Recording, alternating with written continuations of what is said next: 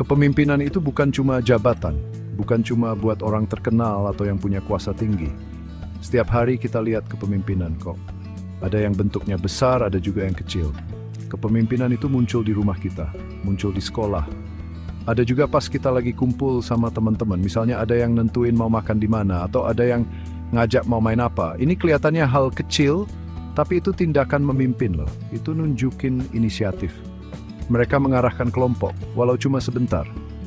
Coba deh bayangin di tempat kerja atau di lingkungan sekitar rumah. Kalau ada tantangan, siapa yang biasanya maju duluan? Siapa yang nawarin solusi? Siapa yang kasih semangat ke yang lain biar tetap jalan pas lagi susah? Nah, orang itu lagi nunjukin kepemimpinan. Mungkin dia nggak punya jabatan resmi. Mungkin dia bukan bos. Tapi tindakannya itu menginspirasi orang lain. Kata-katanya memotivasi. Dia lihat ada kebutuhan, terus dia coba penuhi. Ini nih, awal dari kepemimpinan. Dimulai dari lihat ada sesuatu yang perlu dikerjakan. Bahkan di keluarga, kepemimpinan itu ada. Orang tua memimpin anak-anaknya. Mereka ngajarin nilai-nilai yang baik. Mereka ngebimbing tumbuh kembangnya. Kakak juga sering mimpin adiknya. Kasih saran, kasih contoh. Ini semua contoh sehari-hari gimana kita memberi pengaruh dan arahan. Ini kepemimpinan dalam bentuknya yang paling alami. Ini soal hubungan antar manusia. Soal bantu orang lain menjalani hidup. Soal bikin dampak positif sekecil apapun lingkungan kita. Inti dari kepemimpinan sehari-hari ini adalah punya ini menjawab pertanyaan. Kenapa? Kenapa kita melakukan apa yang kita lakukan? Kenapa orang lain harus dengar atau ikut?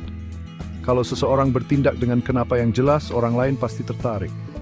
Tujuan ini nggak harus besar atau mengubah dunia, kok. Bisa sesederhana pengen bikin situasi jadi lebih baik. Atau pengen masuk saya. Kenapa? Ini adalah percikan ini. Kekuatan tak terlihat yang mengubah komunitas saja memimpin nanti. Pemimpin itu nggak semuanya sama cara kerjanya. Mereka punya pendekatan yang beda-beda. Ini namanya gaya kepemimpinan. Bayangin aja kayak punya macam-macam alat di kotak perkakas. Tukang kayu pakai palu buat paku. Dia pakai gergaji buat potong kayu. Pekerjaan yang beda, butuh alat yang beda juga kan? Nah, sama halnya situasi dan tim yang beda seringnya lebih pas dengan gaya kepemimpinan yang beda. Paham gaya-gaya ini bantu kita lihat gimana pemimpin bisa efektif di berbagai keadaan. Ini juga bantu kita ngerti diri sendiri.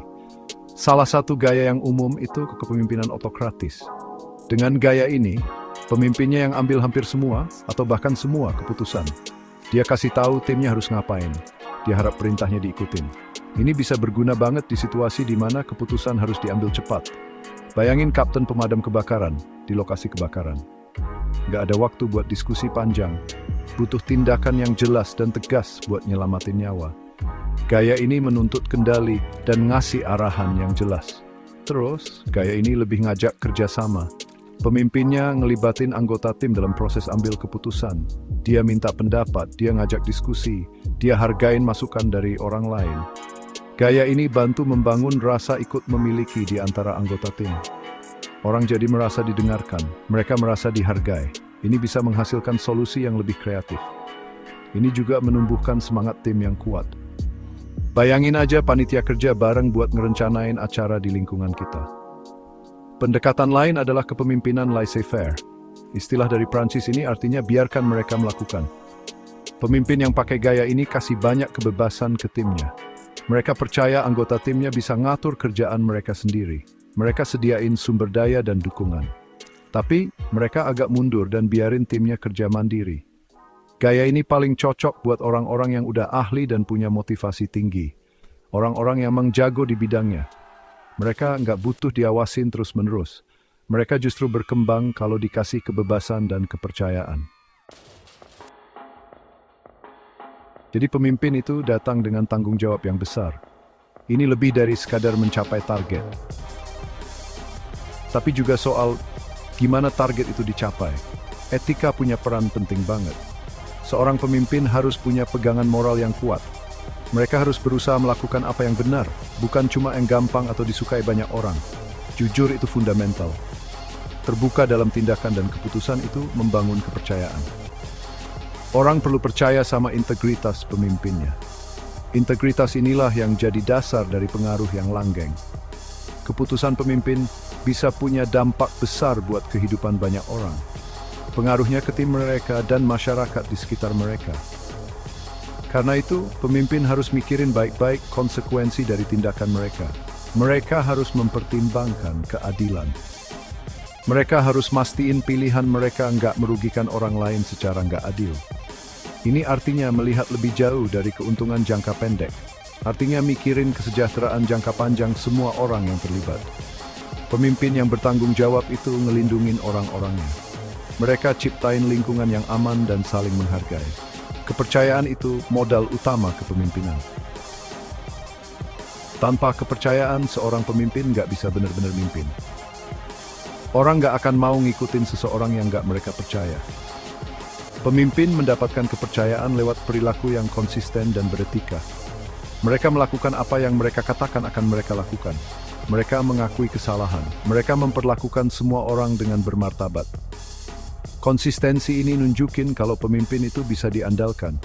Ini nunjukin mereka dipandu oleh prinsip, bukan keuntungan pribadi. Kepercayaan ini rapuh loh, susah dibangun, tapi gampang banget hilang. Lebih jauh lagi, seorang pemimpin punya tugas buat ngebantu pertumbuhan orang lain. Mereka harus ciptain lingkungan di mana setiap orang bisa ngembangin kemampuannya. Tempat di mana mereka bisa mencapai potensi terbaiknya. Ini artinya nyediain kesempatan buat belajar. Artinya nawarin dukungan dan semangat. Artinya mengakui dan merayakan pencapaian. Pemimpin yang hebat itu nggak cuma manfaatin orang buat nyelesain pekerjaan. Mereka berinvestasi pada orang-orang yang kebantu mereka jadi lebih baik. Ini tanggung jawab yang sangat mendalam.